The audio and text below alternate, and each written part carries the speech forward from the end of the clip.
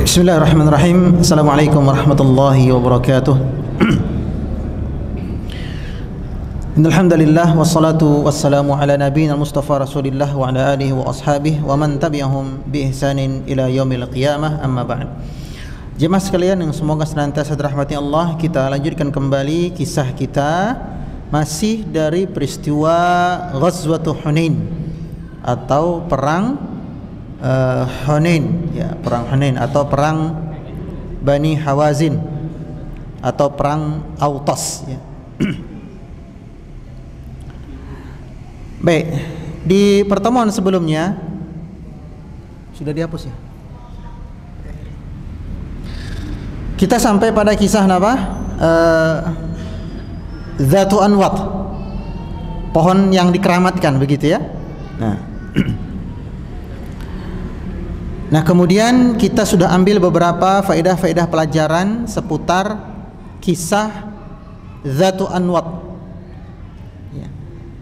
Kita masuk ke pelajaran berikutnya, masih dari kisah Dzatu Anwat. Faedah yang lain.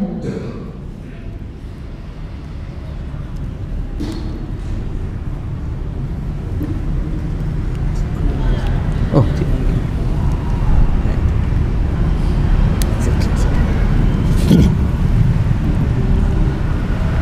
faedah berikutnya dari kisah Dzatu Anwat atau pohon yang dikeramatkan, yaitu saya masih ingat kemarin pembahasannya dodol dari Kudus, Mabruk, ya, atau Mubarak ya, Mubarak. Jadi ada beberapa istilah kata berkaitan dengan barokah. Apa itu barokah? Kita bahas dulu barokah. Barokah artinya adalah menetapnya kebaikan-kebaikan.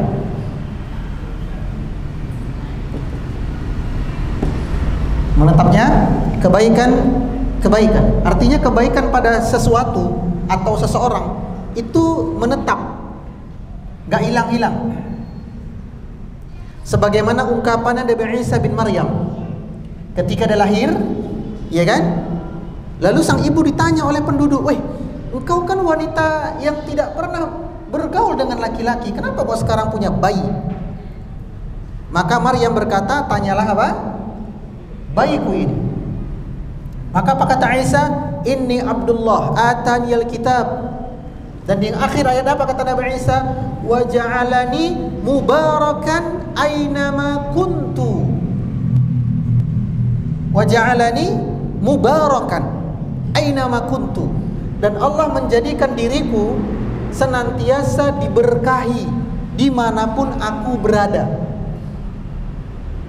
Karena itu kebaikan pada Nabi Isa tetap awet, gak hilang-hilang. Ya. Jadi barokah secara apa maknanya apa? Menetapnya kebaikan. Lalu ada namanya mabruk. Ini sama dengan mubarak. Artinya diberkahi. Ada pula istilah kata tabarik. Artinya orang yang nyari berkah. Orang yang nyari berkah. Ada pula istilah kata tabarak. Ini beda huruf, beda harokat, beda makna ya. Tabarak ini sumber keberkahan, sumber atau pemilik keberkahan. Inilah Allah Azza wa Jalla. Makanya surah Al-Mulk nama lainnya apa? Surah Tabarak. Tabarakalladzi biyadihil mulk. Ya, tabarak itu Allah Azza wa Jalla. Nah, di dalam istilah kita orang Jawa ada istilah apa namanya? Tabarik, tapi dalam versi yang lain, ngalap berkah. Nah, ngalap berkah adalah tabarik, orang yang nyari-nyari berkah. Secara bahasa akidahnya namanya tabaruk. Tabaruk, prosesi nyari berkah. Ini beda huruf, beda harokat, beda makna. Inilah keindahan bahasa Arab.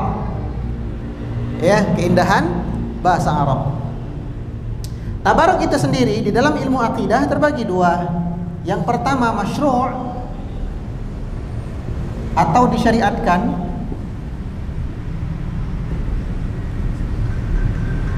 Yang kedua mamnu'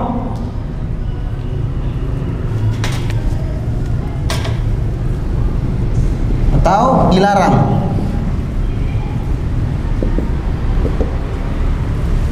Nah, tabaruk yang disyariatkan, ya, atau ngalap berkah yang disyariatkan itu ada beberapa contoh-contoh.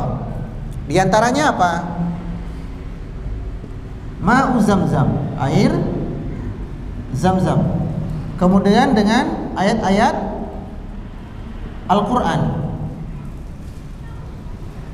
Kemudian ngalap berkah dengan apa? Dengan doa dari orang soleh. Doa dari orang soleh yang masih hidup. Nah, perlu ada tambahan sini.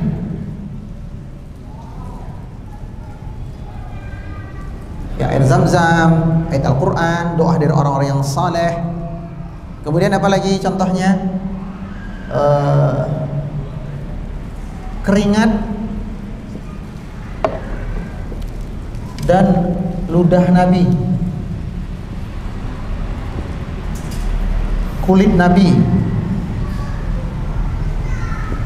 ketika Nabi masih hidup, tentunya ya, ketika Nabi masih hidup. Adapun tabaruk yang dilarang dalam agama kita, diantaranya apa?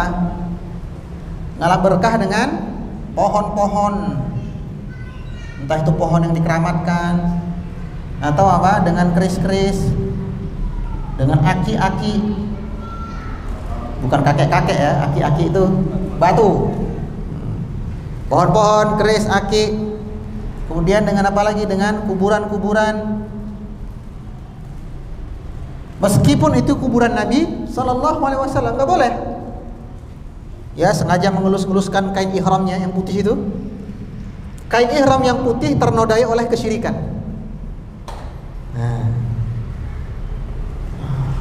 ke apa namanya? Pembatas dinding makam Nabi, dilap-lap di situ. Ini ya, tabaruk yang apa? Dilarang. Apalagi contohnya? Bekas air minum kiai. Bekas air minum kiai. Jadi jangan coba-coba rebutan ini nanti ya setelah saya minum ya. Atau apa? Bekas puntung rokok. Bekas puntung rokok kiai, ini ala berkah gitu lah. Ini berkah, nah berkah nih. Diutut, sedot, sak sedotan. Nah, ini diantara apa namanya, ngalap berkah yang dilarang. Kemudian faedah berikutnya, udah penuh. Balik ya.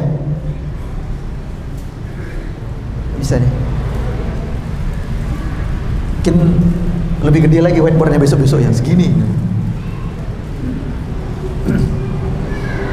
Baik, faedah berikutnya dari kisah perang dari kisah pohon Zatu Anwat.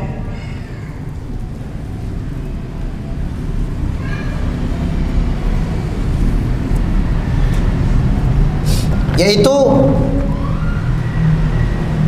ini faedah yang kelima, sekarang yang keenam. Faedah yang keenam, kemarin 4, ini 5, ini 6. Ya.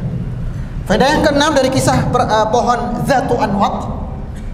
Saya mau tanya ini, orang-orang tulaqah, artinya orang-orang yang baru aja masuk Islam, muallaf, ketika mereka meminta kepada Nabi, ya Rasulullah, ij'al lana Zatu Anwat.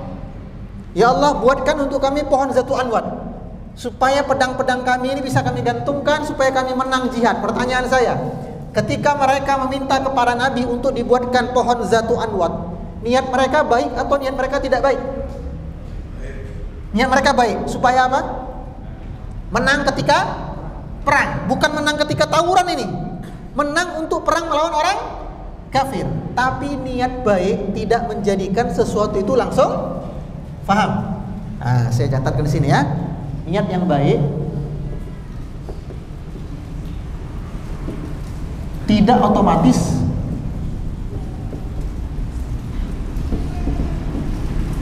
menjadikan sesuatu itu langsung baik.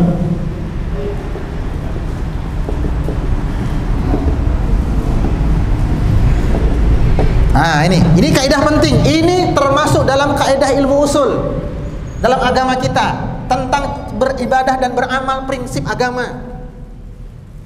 Niat yang baik tidak serta-merta membuat sesuatu itu otomatis jadi ikut baik. Karena niat yang baik tapi tidak didukung dengan cara yang baik, maka tidak akan menjadi baik. Saya ulangi. Niat yang baik tidak serta-merta menjadikan sesuatu itu bernilai baik, otomatis jadi baik. Enggak. Karena apa? Karena niat yang baik tapi tidak didukung oleh metode cara yang baik, maka dia tidak akan baik. Maka dari itu, di dalam agama kita, prinsip ibadah ada niat yang baik, ada cara yang baik. Niatnya harus baik, caranya juga harus baik. Niat yang baik ini kita sebut dengan apa? Ikhlas. Cara yang baik ini kita sebut dengan apa? Ittiba'. Nah, ikhlas itu untuk Allah atau karena Allah. Ittiba' itu berarti ikut Rasulullah.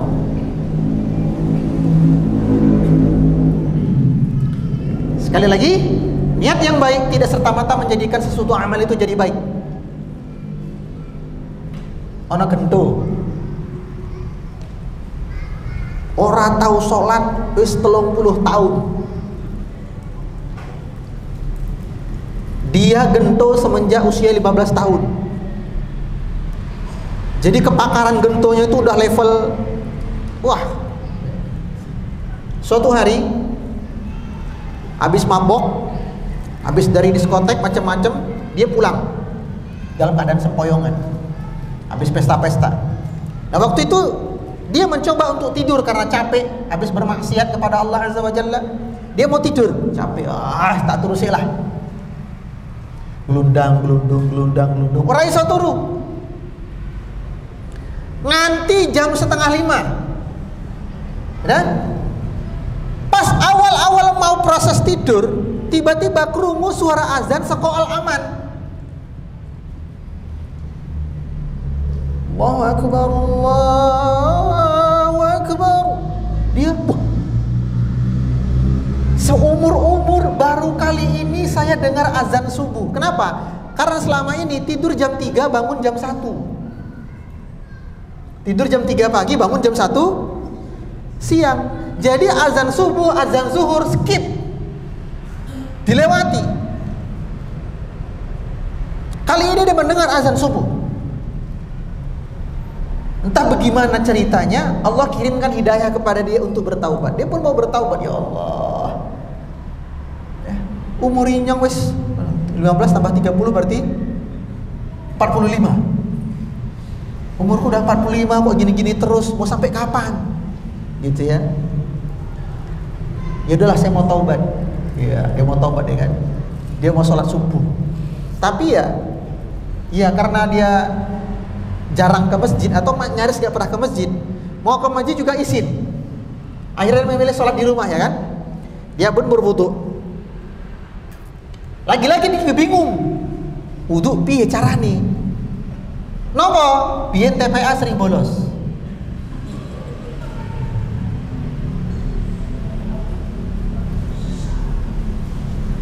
Dia wudhu yang penting gas, siram-siram lah. Ya. Itu pernah saya dapati ketika saya umroh kemarin. Ada bapak-bapak mungkin usianya 65, antara 65 sampai 70 tahun. Menurut pandangan saya begitu ya.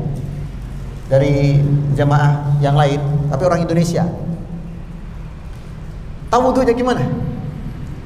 Nyalain keran, basuh kaki, udah, basuh muka, selesai. Bah, tidak pundi. Salat dek. Loh, simbah sampun wudu dereng. Sampun. Lah kapan? Lah niku. Udah kebalik, gak lengkap lagi. Bah, ngapunten bah, mriki. Nek wudu kudu sempurna mbah. Dan kudu urut. Jadi saya di toilet itu ngajarin apa? Wudu. Kan kalau penjenengan turun ya. Izin Nabi kan turun. Nah, saya ngajarin wudu. Begini. Oh, si mbah nembe ngerti. Loh. Jadi selama ini wudu ke pribe.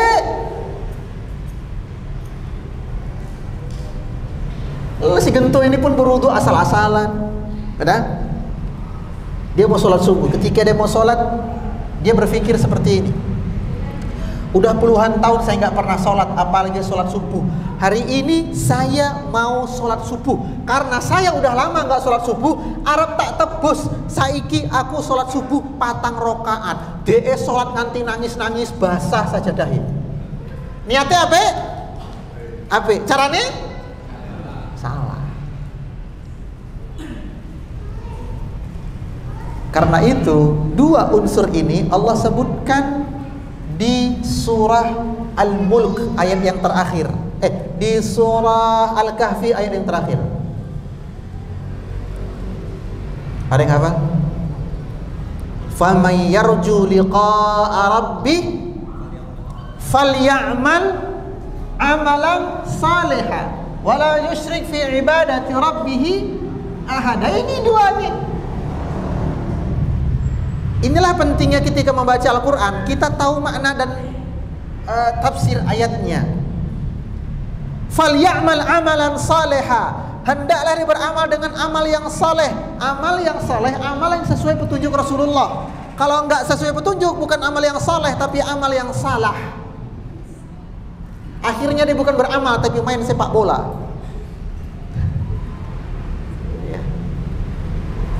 Wala yusyrik fi ibadati rabbi ahada. Jangan bersyirik kepada Allah. Ikhlas.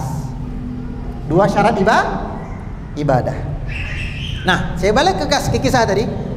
Mereka yang meminta dibuatkan satu anwat, niatnya baik, tapi caranya enggak baik. Ya.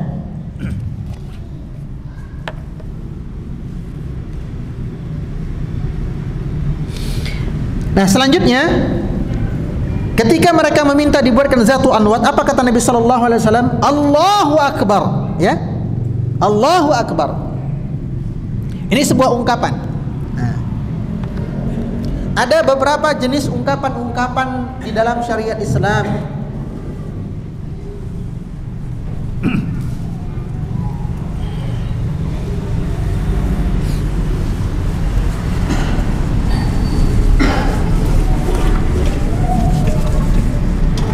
Ada beberapa contoh-contoh ungkapan dalam agama Islam. Ketujuh, hukum-hukum terkait ungkapan.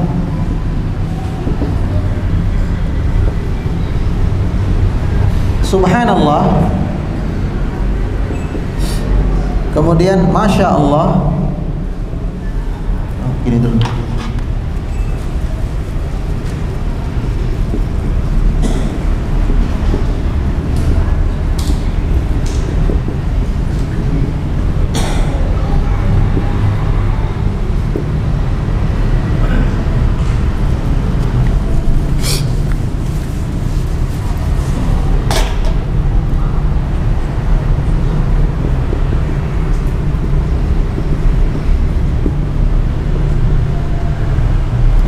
Subhanallah.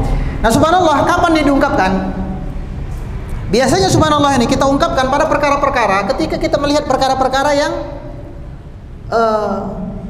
menodai syariat, menodai haknya Allah.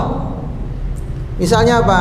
Kita naik motor lalu ngelihat ya ada orang Islam, yang laki pakai peci, pakai baju koko, yang perempuan pakai gamis, pakai jilbab, tapi sujud kepada kuburan, sujud kepada pohon-pohon keramat. Nah, kita ucapin apa? Subhanallah, itu ketika melihat penodaan syariat.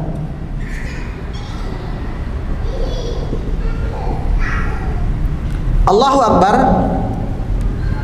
kita ucapkan di antara kondisinya kayak tadi. Ya. Allahu Akbar. Keheranan. Biasanya keheranan perilaku menyimpang.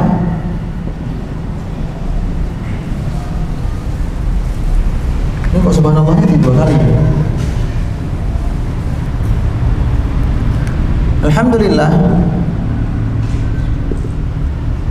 Ini biasa terkait dengan apa? Rasa syukur.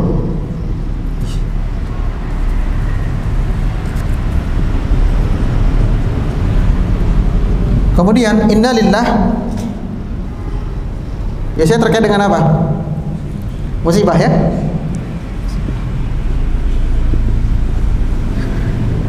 Kalau ada orang kafir meninggal, boleh nggak kita ucapkan innalillah? Ada orang kafir mati nih.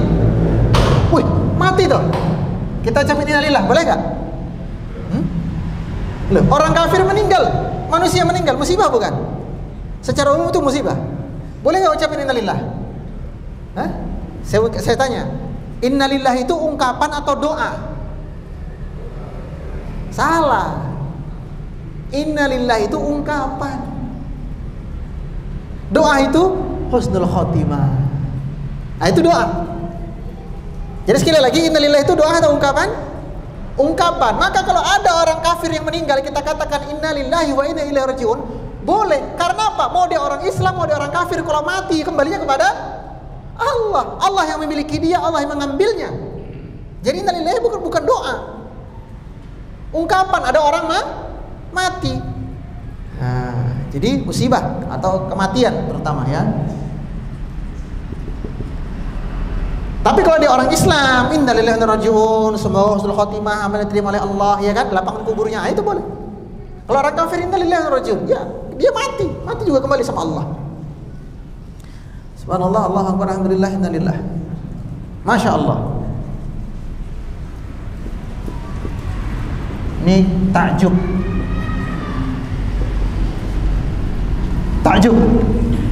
Nah, misalnya apa? Ustadz yang ngisi kelewat ganteng, ya kan? Kita tetap, oh masya Allah. Tapi kalau saya kan innalillah ya.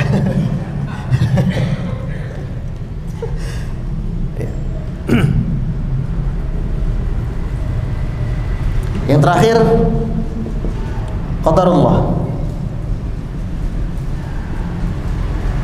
atau qadarullah.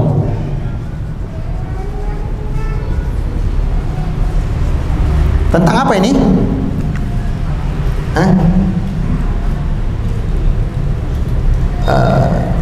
Kepasrahan kepada takdir.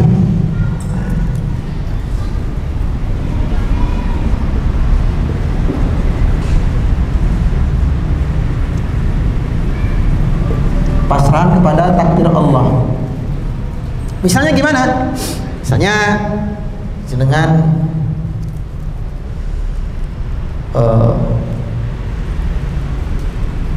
apa ya? Anaknya ikut tes untuk masuk UGM. Udah ikut les, udah ikut kursus bimbel, try out, macam-macam di jalan. Pilihan pertama kedokteran, pilihan kedua peternakan, pilihan ketiga sastra bahasa Indonesia. Satu pun gak lolos. Padahal waktu try out dia minimal ya farmasi lolos lah, ya teknik elektro lolos lah, apalagi kedokteran ya bisa dapat gitu ya, minimal aja itulah. Ternyata apa?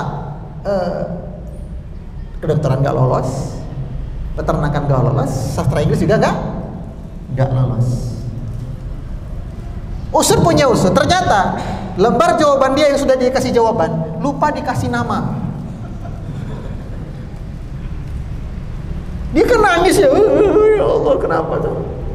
Sabar Yole. Coba diingat-ingat. Ngopo sebabnya? Lah awak apa piye nilai? Yakin mah minimal 55% bener. Lah kok piye? Astagfirullah mah. Lupa ngekei jenengku. Ibunya wis qadarullah. Itu. Ya coba lebih iso-iso. Oh bocah wis dene oke-oke ya. Qadarullah. Baik, selesai kisahnya Zatu Anwar. Kita lanjutkan.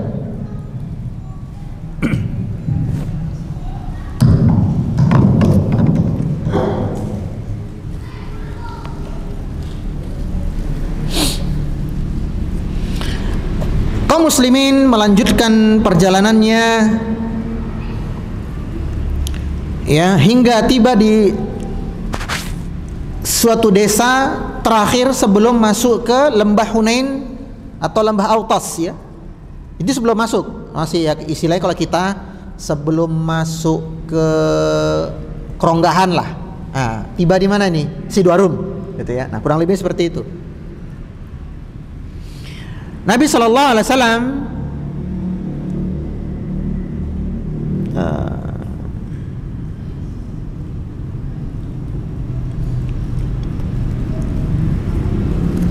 bersabda,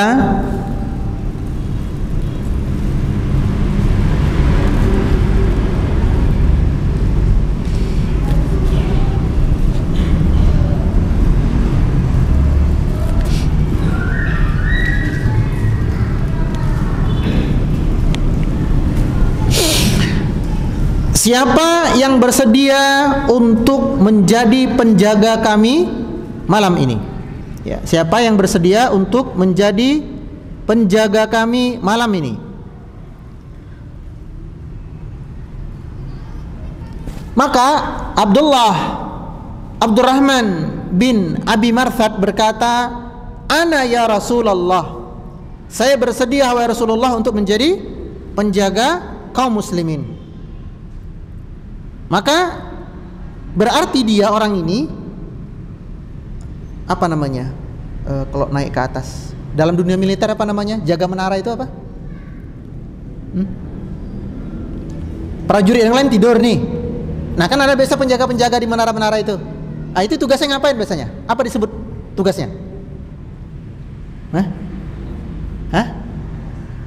Pengawas. Kalau dalam istilah fikih jihad itu namanya ahlur ribat, penjaga perbatasan. Dalam dunia militer apa? Nggak tahu ya. Tapi tahu maksud saya ya, Nah ini. Jadi Abdurrahman bin Abi Marthad menawarkan diri kepada Rasulullah, dah saya aja. Saya yang akan menjadi penjaga dataran tinggi untuk memantau ada nggak musuh masuk ke sini. Kalian kaum muslimin bisa tidur dengan tenang. Istirahat dengan tenang. Maka Nabi SAW berkata kepadanya, berangkatlah engkau ila Jabalul Hadza wa kadza. Ilal Jabal Hadza wa kadza. Berangkatlah engkau sampai naik ke bukit ini, ke bukit ini, ke bukit ini. Nabi jelaskan secara rinci, detail. Sudah? Jangan berhenti kecuali engkau sampai kepada a'lahu, puncak yang paling tinggi. Jangan berhenti sebelum kau sampai di puncak paling tinggi. Setelah engkau sampai di situ, jangan sekalipun turun min firasik, dari kudamu. Jadi harus apa? Standby. Masya Allah ya. Padahal waktu itu apa? Sore, malam ya, mau maghrib nih. Kamu harus berjaga, naik ke puncak yang paling tinggi, begadang, menjaga kaum muslimin, gak boleh turun dari kudamu hatta yaqumus syams, sampai tegaknya matahari. Maksudnya sampai subuh, sampai menjelang waktu subuh. Kamu gak boleh apa?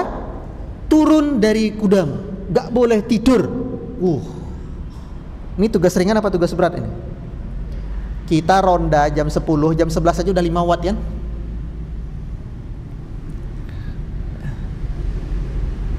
Maka saya ronda, saya berangkatnya Gasi.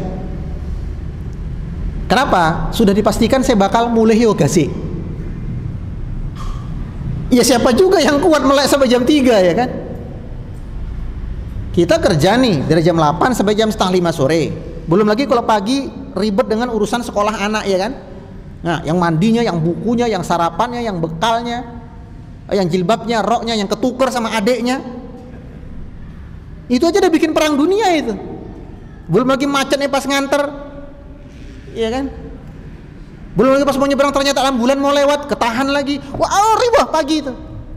Jadi setengah 4 udah harus bangun, iya kan?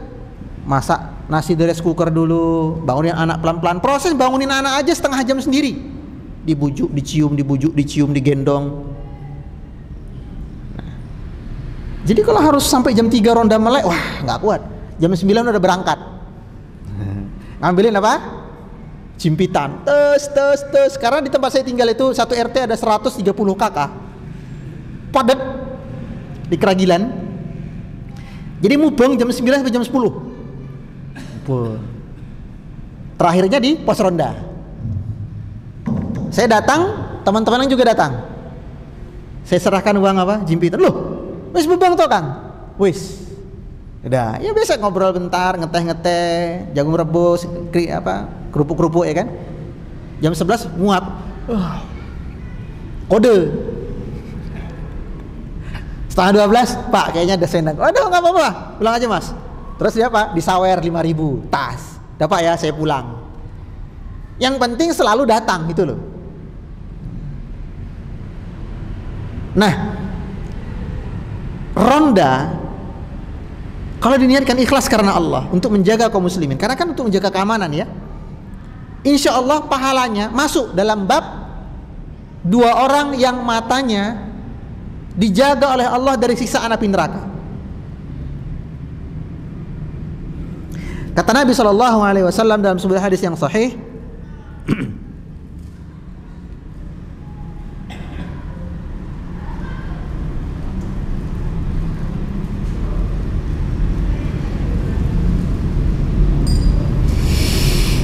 dari sahabat Ibnu Abbas, beliau bersabda, ainani la tamassumuhuman nar, ada 2 mata yang tidak akan disentuh oleh api neraka. Yang pertama, ainun bakat min khasyatillah, mata yang basah, air matanya jatuh karena takut kepada Allah, teringat akan dosa-dosanya, di tengah-tengah dia sendirian.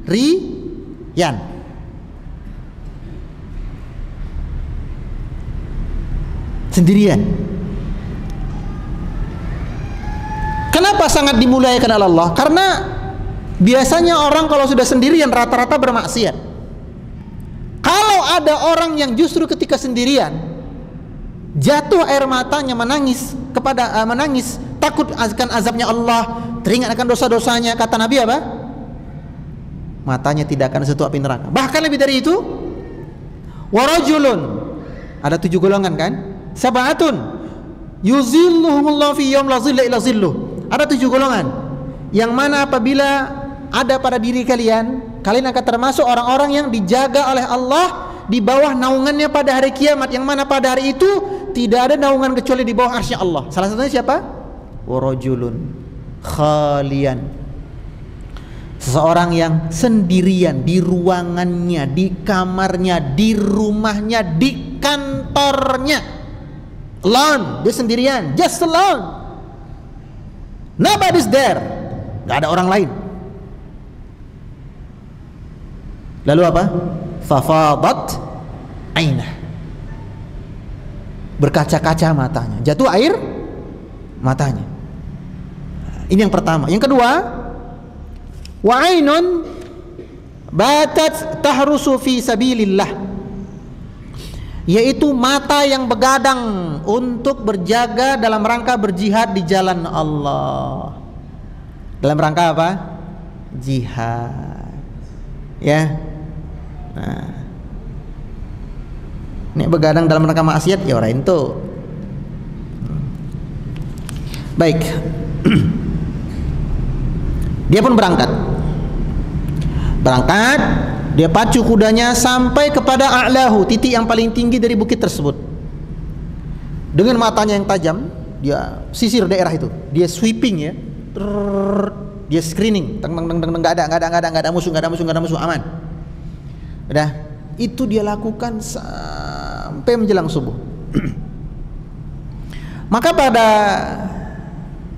fajar shadiq, yaitu masuknya waktu subuh, Nabi bertanya kepada para sahabat, adakah kalian melihat firasikum, yaitu kuda penjaga kalian yang turun dari bukit?